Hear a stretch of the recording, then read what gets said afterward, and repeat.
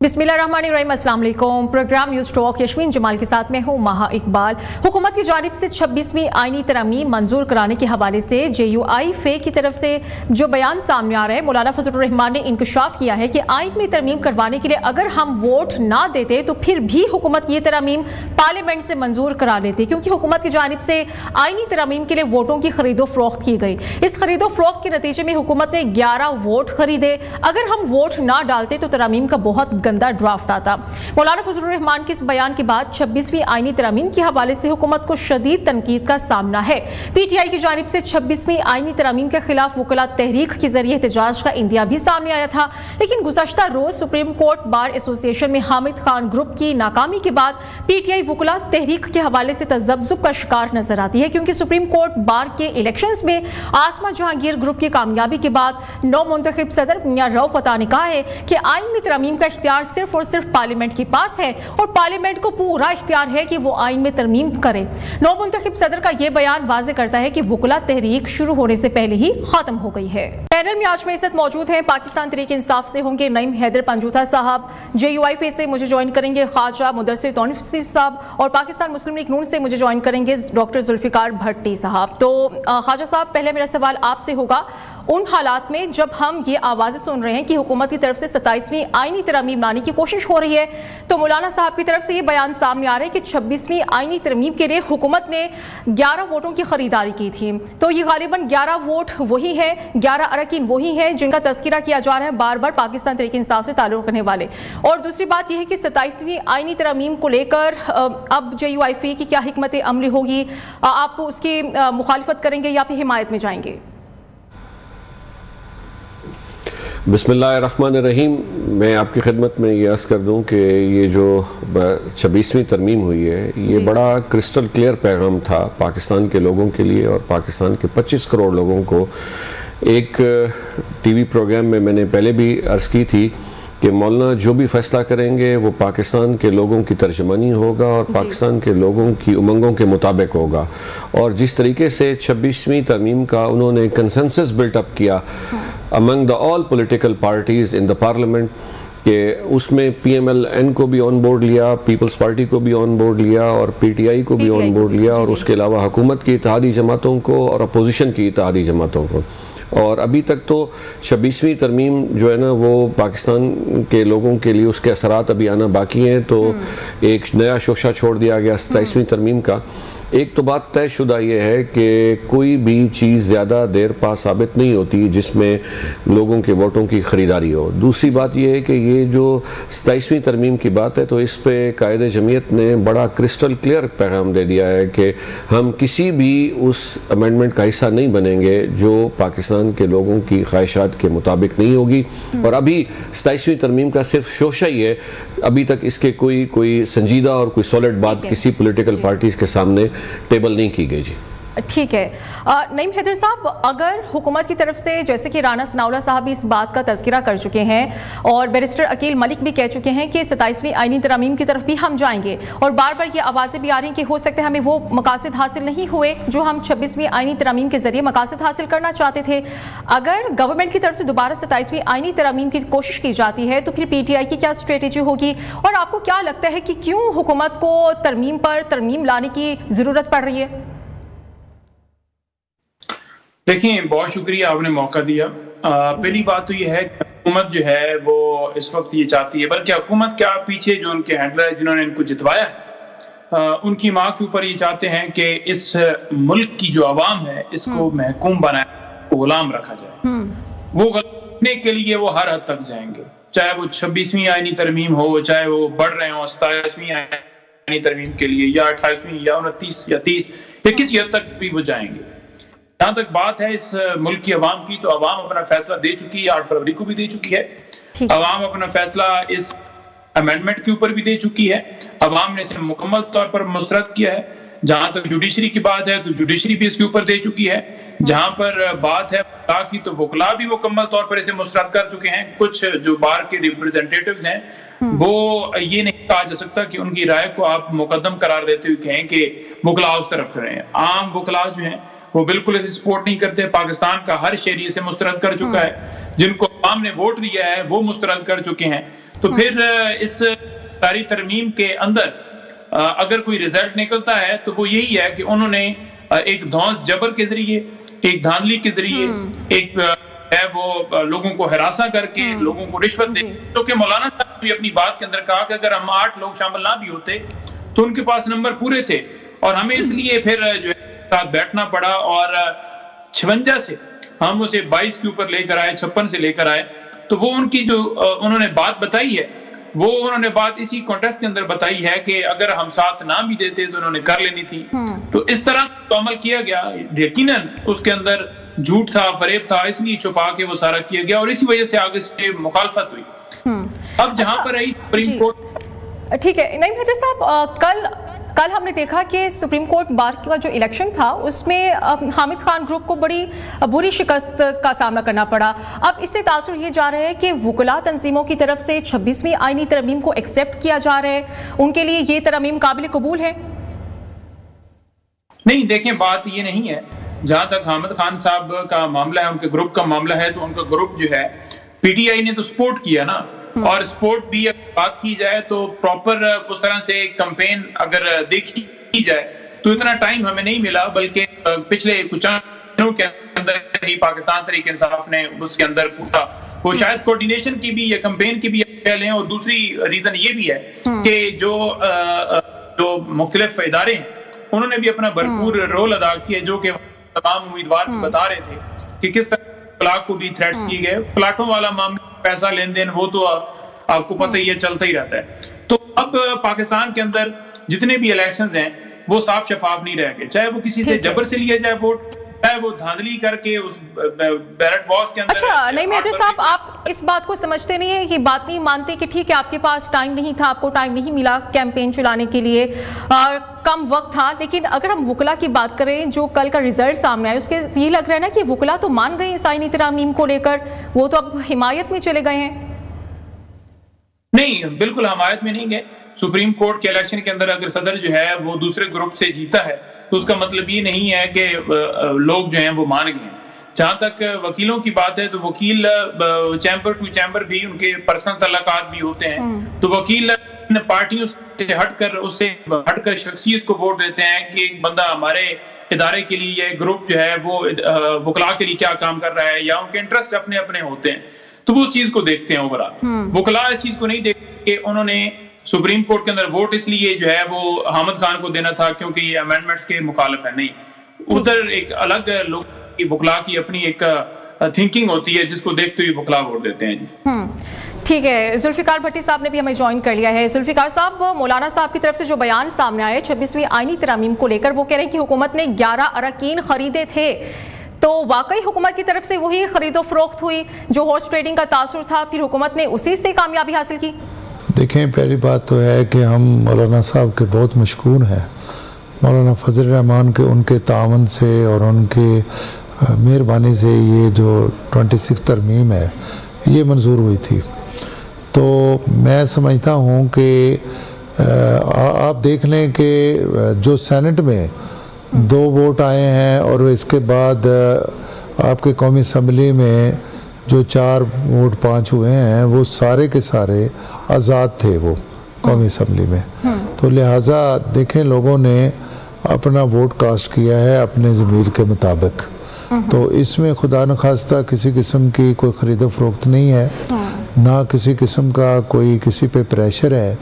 देखें, मौलाना साहब का अगर प्रेशर होता तो आप मुझे बताएं कि मौलाना साहब के घर के चक्कर जो हैं वो कितने, अगर यही काम करना होता तो हमने खरीदो फरोख्त करनी होती तो हमें मौलाना साहब के घर के इतने तवाफ़ ना करने पड़ते। हमने तो देखें ना, उन्हें एक हमारा शुरू से ही मकसद ये था कि हम जितने ज़्यादा से ज़्यादा स्टेक होल्डर और ज़्यादा से ज़्यादा हमारी पॉलिटिकल पार्टीज़ इसमें शिरकत करें और वो अपना इनपुट दें, क्योंकि जो तरमीम होती है, आईनी तरमीम होती है, वो किसी भी मुल्क के लिए या अवाम के लिए बिल्कुल सही कह रहे हैं। जुल्फिकार साहब, मौलाना साहब की बात करें, मौलाना साहब बड़े समझदार ज़ीरक सियासतदान हैं, इस बात की सभी इस बात को समझते हैं, तो फिर मौलाना साहब इतना बड़ा बयान क्यों दे रहे हैं? कहीं ना कहीं तो खरीदो फरोख्त हुई है। और फिर अगर 27वीं आईनी तरमीम जो हुकूमत की तरफ से कोशिश की जा रही है, 27वीं आईनी तरमीम के हवाले से भी बता दीजिए। हाँ जी, ये पहली बात तो है कि ये अगर कोई भी किसी भी का ये वर्जन है, बेशक कोई भी हो, तो हम कहते हैं कि आप एक केस भी ले आए जिसमें खरीदो फरोख्त साबित हो। 2 वोट सेनेट में गए हैं और 5 वोट कौमी असम्बली में गए हैं और वो भी आज़ाद वोट गए हैं।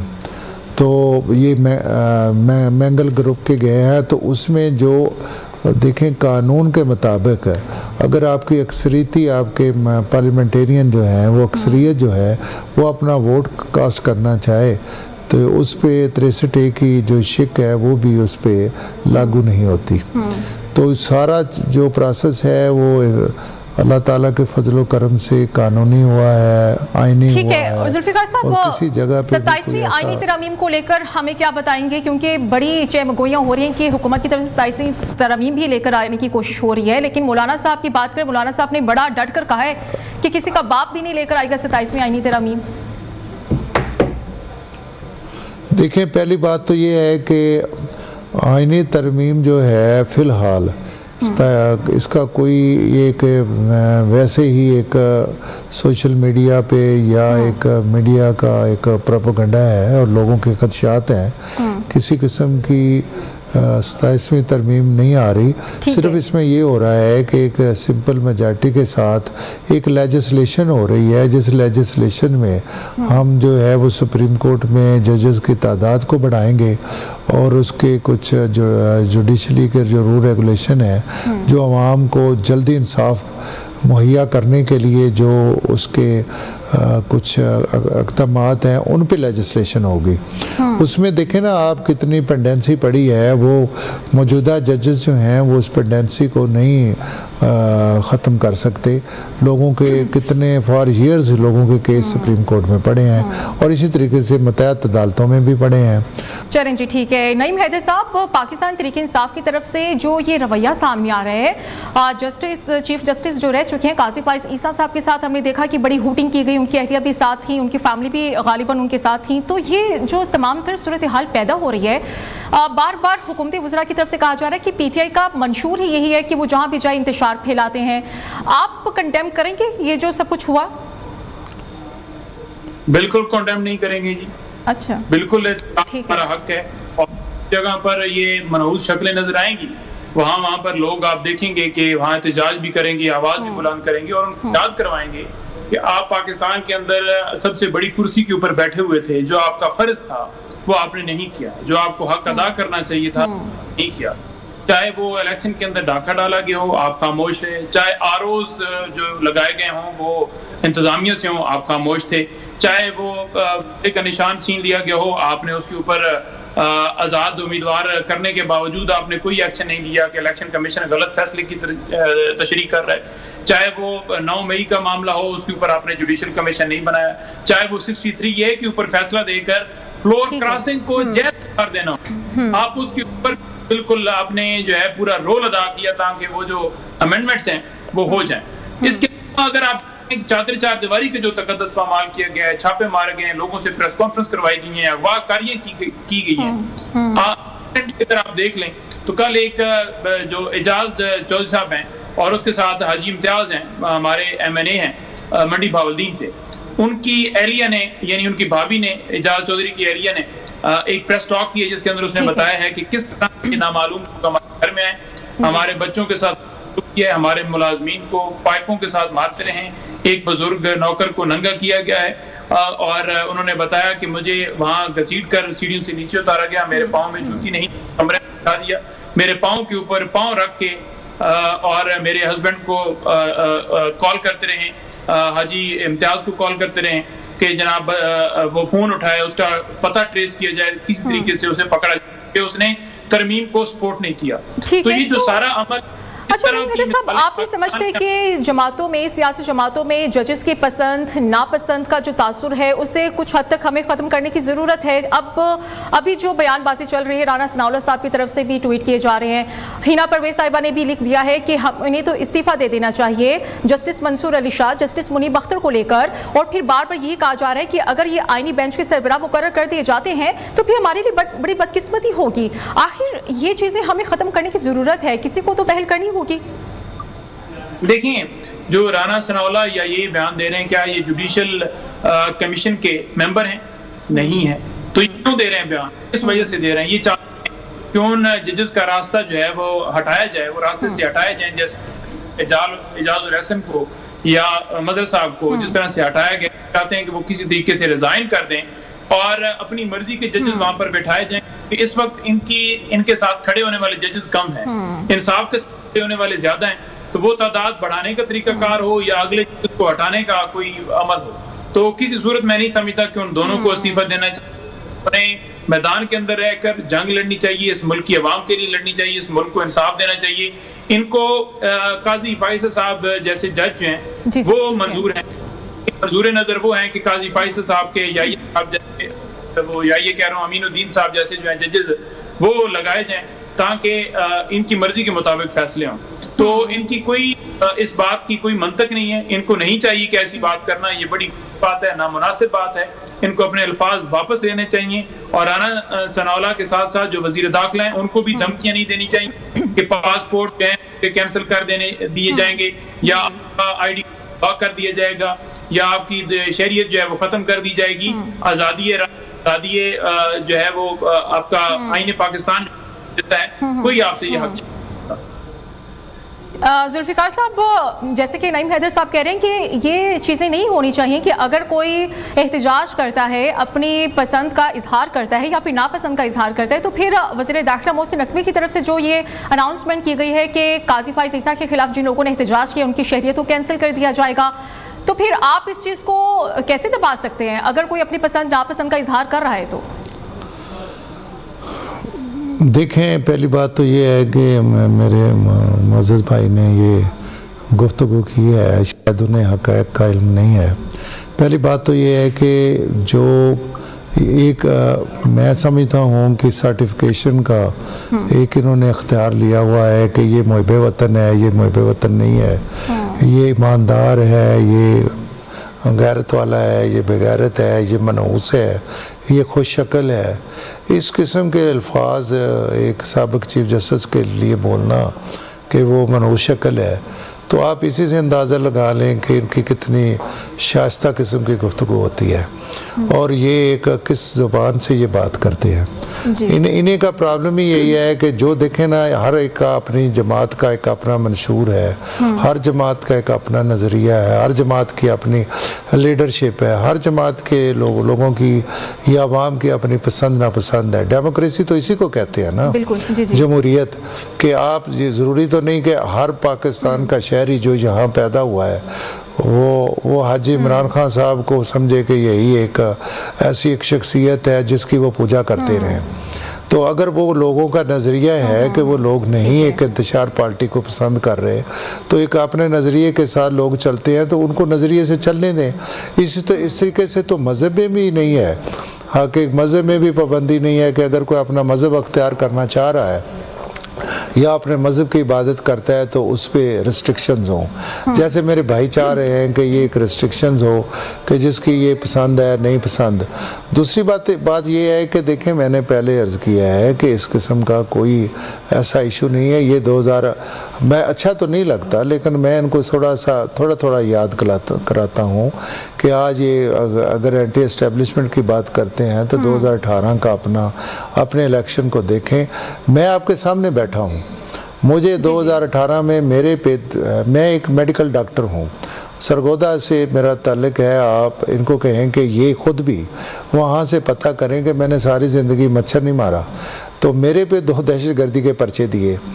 तो ये इन्होंने अपने एक MNA थे आमिर सुल्तान चीमा, मुझे 1 साल बाद जो इनके मुअज़्ज़ज़ जज थे साकिब नसार, उन्होंने जनाब एक एक्स्ट्रा कॉन्स्टिट्यूशनल डिसीजन दे के दोबारा रिकाउंटिंग करा के, हालांकि सुप्रीम कोर्ट का अख्तियार भी नहीं होता, सुप्रीम कोर्ट का अख्तियार है कि वो ट्रायल कोर्ट के तौर पे करे, तो ये बड़ी लंबी बातें हैं। जो इनको सूट करता है जज वो फरिश्ता है, जो इनको लीडर जो इनको आर्मी जनरल फैज हमीद जैसे लोग करते हैं, यही बातें आपकी ये तो जस्टिस मंसूर अली शाह को लेकर, जस्टिस मुनीब अख्तर साहब को लेकर बार बार ये कहा जा रहा है कि उन्हें इस्तीफा देना चाहिए। देखें मैं आपको देखें, मेरी बात सुने ना, मैं भी ये बातें नहीं करना चाह रहा था। मैंने कितनी अच्छे तरीके से ये गुफ्तगू की है, लेकिन आप जब अपना आप मीडिया पे बैठ के आप एक सवाल करते हैं तो सवाल का जवाब देना फ़र्ज बन जाता है, फिर उसके बारे में कमेंट्स भी फ़र्ज बन जाते हैं।